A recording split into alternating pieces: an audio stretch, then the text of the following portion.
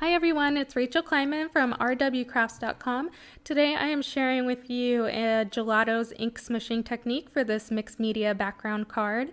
It says leave a little sparkle wherever you go. So this card will have glitter and sparkle in every single part that I put on this card. So first we're getting started with the gelato smush. So I have this large acrylic block on top of my panel of Strathmore mixed media paper that I'll be using for my card. So first I'm getting started here with just scribbling on gelato. This gelato is called Satellite. And the next one I will use is a very light silver. This one's Silver Ice. So I'm putting that next to the darkest color so that it'll help kind of even it out. And now I'm using Metallic Blueberry. And then the last one that you see me using, it's like a very deep purple. It's called Black Hole.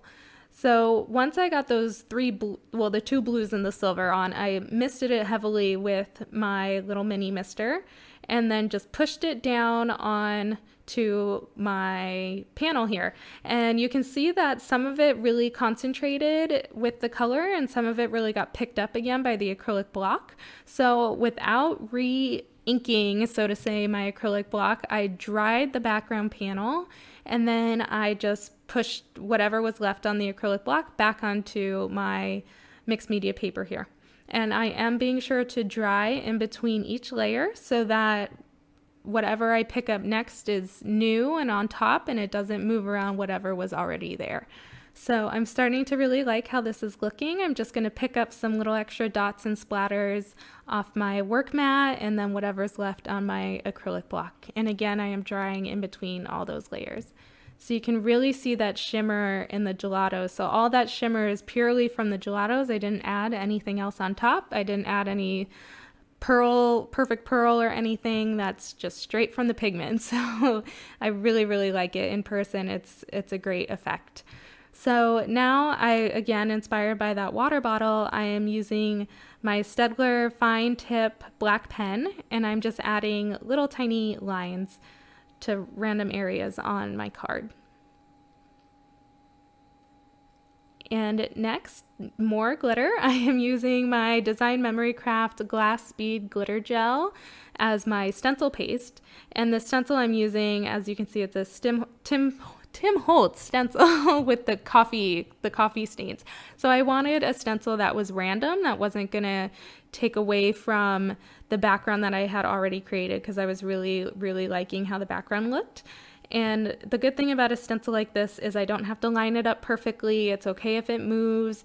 I can use whatever part of it I want and just put it wherever on the card I think it's needed.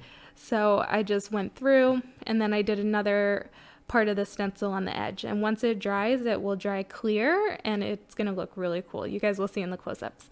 So now I'm using my MISTI tool to stamp this Dina Wakley scribbly bird. This bird in particular is my favorite.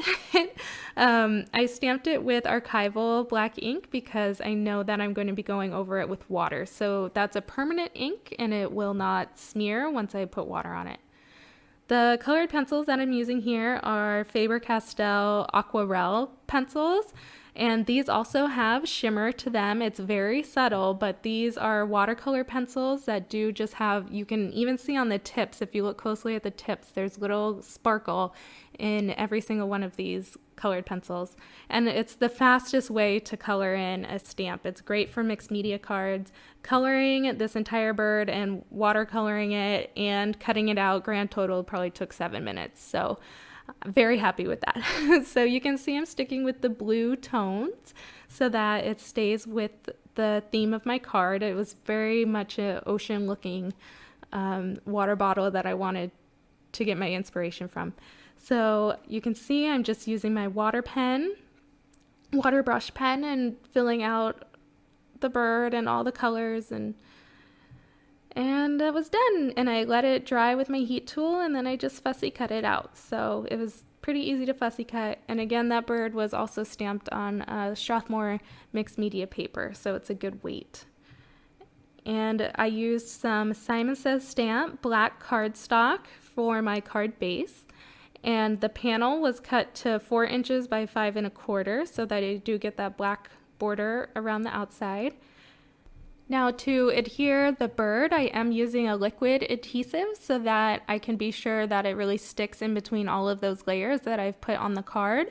The gelatos can sometimes not be super friendly to your typical tape adhesive. And then also with the glass bead glitter gel, I wanted to make sure that that bird was really stuck to all the nooks and crannies.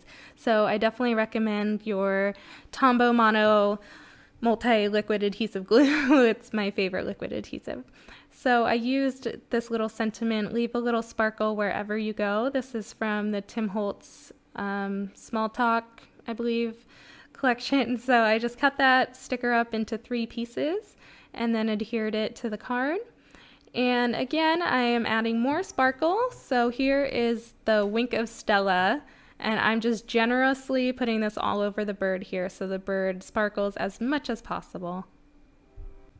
And here's a close-up of my little bird, and hopefully you can see all the sparkle that was left from the glass bead glitter gel, as well as those iridescent gelatos, and of course the Wink of Stella on the bird. So I hope you enjoyed this process. I hope you pull out your gelatos and do some smushing. And thank you so much for watching. All of the supplies I've used are listed and linked in the description below. And visit me at rwcrafts.com with any questions and more details. Thank you. Bye.